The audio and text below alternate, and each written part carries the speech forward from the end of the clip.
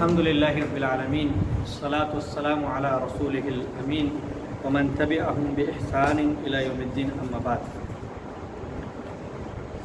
آج اس کتاب کا چھٹا درس ہے، 8واں سبق ہے لا الہ الا اللہ کی شروط، یعنی کلمہ لا الہ الا اللہ کی کچھ شرطیں۔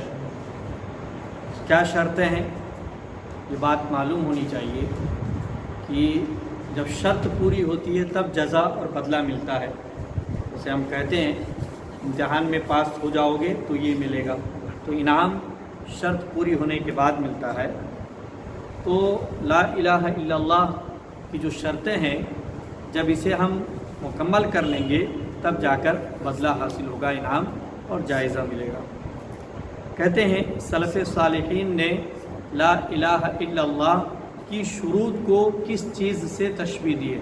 سلف صالحین یعنی گزرے ہوئے نیک لوگ، صحابہ، تابعین، تبع تابعین، لا الہ الا اللہ کی شروط کو کس چیز سے تشبیہ دی ہے، یعنی کس کے مشابہ قرار دیا کہ لا الہ الا اللہ کی شرطیں جو ہیں وہ فلاں چیز کے مشابہ ہیں۔ کہتے ہیں سلف صالحین نے لا الہ الا اللہ کی شروط کو جنت کی کنجی یعنی چابی کے دانتوں سے تشبیہ دی۔ چابی کے دانت ہوتے ہیں، اگر چابی کے دانت نہ ہو تو تالا نہیں کھلے گا۔ اسی طریقے سے لا الہ الا اللہ کی جو شرطیں ہیں وہ جنت کی کنجی کے دانت ہیں۔ لا الہ الا اللہ جنت کی کنجی ہے اور یہ شرطیں جو ہے اس کی وہ دانت ہیں اس کے، تو جنت کی کنجی کے دانتوں سے تشبیہ دی ہے اور انہیں کلمہ طیبہ کے حقوق و فرائض کا نام دیا ہے، اور انہیں یہ جو شرطیں ہیں انہیں جو ہے کلمہ طیبہ کے حقوق و فرائض کا نام دیا ہے۔ یہ کلمہ طیبہ کے حقوق ہیں، فرائض ہیں، جب ان کو ادا کر دیا جائے گا تب جا کر کلمہ طیبہ کا جو جزا ہے، جو بدلہ ہے، جو انعام ہے وہ ملے گا۔ کہتے ہیں لا الہ الا اللہ کی شروط بیان کیجیے، کیا کیا شرطیں ہیں اسے بیان کیجیے۔ کہتے ہیں لا الہ الا اللہ کی بالترتیب 7 شروط ہے، کل ترتیب سے کل 7 شرطیں ہیں۔ پہلی علم یعنی ایسا علم ہو کہ جہل نہ پایا جائے، علم کی جو ضد ہے جہل وہ نہ پایا جائے۔ دوسری شرط یقین، ایسا یقین ہو کہ پھر شک کی گنجائش نہ ہو اس کے اندر، آدمی کو ایسا یقین ہو کہ شک کی گنجائش باقی نہ رہے۔ قبول، تیسری شرط ہے قبول، ایسے قبول کر لے کہ اس میں انکار کی، رد کی گنجائش نہ ہو کسی بھی صورت میں۔ چوتھی شرط ہے تابع داری، فرما برداری، کہ بندہ اس کلمے کے اور کہنے اللہ کے تابع دار ہو جائے، اللہ رب العالمین کا کسی بھی طور پر نافرمانی نہ کرے۔ سچائی، ایسی سچائی پائی جائے اس کلمے میں کہ جھوٹ کا شائبہ نہ ہو۔ اخلاص ہو اس کلمے میں، ایسا اخلاص کہ اس کے اندر ریا، شرک کی ذرہ برابر گنجائش نہ ہو، کہ جو بھی کیا جائے صرف اللہ رب العالمین کے لیے کیا جائے۔ اور محبت اللہ سے، اس کے رسول سے، نیک اعمال سے، ساری چیزوں سے، اور ایسی محبت کہ دین کی کسی چیز سے ذرہ برابر نفرت نہ ہو دل کے اندر۔ کہتے ہیں لا الہ الا اللہ کی پہلی شرط علم کے بارے میں آپ کیا جانتے ہیں؟ پہلی شرط کیا ہے؟ علم کے بارے میں آپ کیا جانتے ہیں؟ کہتے ہیں علم یعنی بندے مومن جان لے کہ اللہ کے سوا کوئی بھی عبادت کے لائق نہیں ہے، یعنی یقینی طور پر علم ہو اس کے پاس کہ اللہ تعالیٰ کے سوا کوئی بھی عبادت کے لائق نہیں ہے، اور اللہ کے سوا جن کی بھی عبادت کی جاتی ہے سب کے سب معبودان باطل ہیں، جھوٹے معبود ہیں، سچا معبود صرف اور صرف اللہ رب العالمین ہے۔ یہ مکمل علم ہونا چاہیے اس بات کا۔ یہ پہلی شرط ہے کلمہ لا الہ الا اللہ کی۔ کہتے ہیں لا الہ الا اللہ کی دوسری شرط یقین کے بارے میں آپ کیا جانتے ہیں؟ یقین کے بارے میں آپ کیا جانتے ہیں؟ پہلی شرط علم، دوسری شرط یقین۔ کہتے ہیں یقین یعنی کلمہ طیبہ کے بارے میں یقینی علم ہو، کلمہ طیبہ کے بارے میں یقینی علم ہو اور شک باقی نہ رہے. پہلے میں علم ہو اور دوسرے میں یقینی علم ہو. یقینی علم ہو اور شک باقی نہ رہے. کلمہ طیبہ کا جو معنی مفہوم ہے اس کا پورا ایسا علم ہو کہ یقین کے ساتھ شک کی گنجائش اس کے اندر کسی بھی طور پر نہ پائی جاتی ہو. کہتے ہیں لا الہ الا اللہ کی تیسری شرط قبول کے بارے میں آپ کیا جانتے ہیں؟ تیسری شرط کیا ہے؟ قبول. پہلی شرط علم، دوسری شرط یقین، تیسری شرط قبول. تو قبول کے بارے میں آپ کیا جانتے ہیں؟ قبول یعنی کلمہ طیبہ کے تمام تقاضوں کو، کلمہ طیبہ کے تمام تقاضوں کو دلی سچائی، زبانی و عملی گواہی کے ساتھ مان لینا چاہیے. دلی سچائی کہ دل کے اندر کلمہ طیبہ کا تقاضا ہے کہ صرف اللہ ہی کو معبود مانا جائے اور تمام معبودان باطلہ کا انکار کیا جائے، یہ تقاضا ہے. لہذا دلی سچائی کہ دل سے اس بات کا اعتراف ہو. زبانی و عملی گواہی کے ساتھ زبانی طور پر بھی ہم اس بات کا اعتراف کریں، اقرار کریں، اور عملی طور پر بھی ہم صرف اور صرف اللہ کی عبادت کریں، کسی اور کی عبادت نہ کریں. عبادت کا مطلب صرف نماز روزہ نہیں ہے. ہر وہ عمل جسے اللہ رب العالمین پسند کرتا ہو وہ عبادت. ہر وہ عمل جسے اللہ رب العالمین پسند کرتا ہو، اس سے خوش ہوتا ہو، وہ عبادت ہے. لہٰذا ایسا کوئی بھی عمل جسے اللہ پسند کرتا ہو کسی اور کے لیے کرنا جائز نہیں ہے، یہ شرک ہو جائے گا. تو تیسری شرط قبول کے بارے میں یہ ہے کہ کلمہ طیبہ کے تمام تقاضوں کو دلی سچائی، زبانی و عملی گواہی کے ساتھ مان لینا چاہیے. کہتے ہیں لا الہ الا اللہ کی چوتھی شرط تابع داری کے بارے میں آپ کیا جانتے ہیں؟ چوتھی شرط کیا ہے؟ تابع داری. پہلی شرط کیا ہے؟ علم. دوسری شرط یقین. تیسری شرط قبول. چوتھی شرط تابع داری. تو تابع داری کے بارے میں آپ کیا جانتے ہیں؟ کہتے ہیں تابع داری یعنی بندہ کلمہ طیبہ کے سلسلے میں اپنے آپ کو ظاہری و باطنی طور پر اللہ کے تابع کر دے. ظاہری و باطنی طور پر اپنے آپ کو اللہ کے تابع کر دے، اللہ کے حوالے کر دے اپنے آپ کو.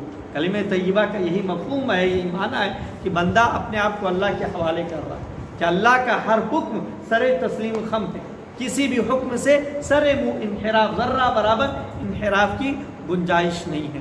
تو اس طور پر بندہ جو ہے اللہ ہی کا فرما بردار بن کر رہے، کسی بھی طور پر اس کی مخالفت نہ کرے.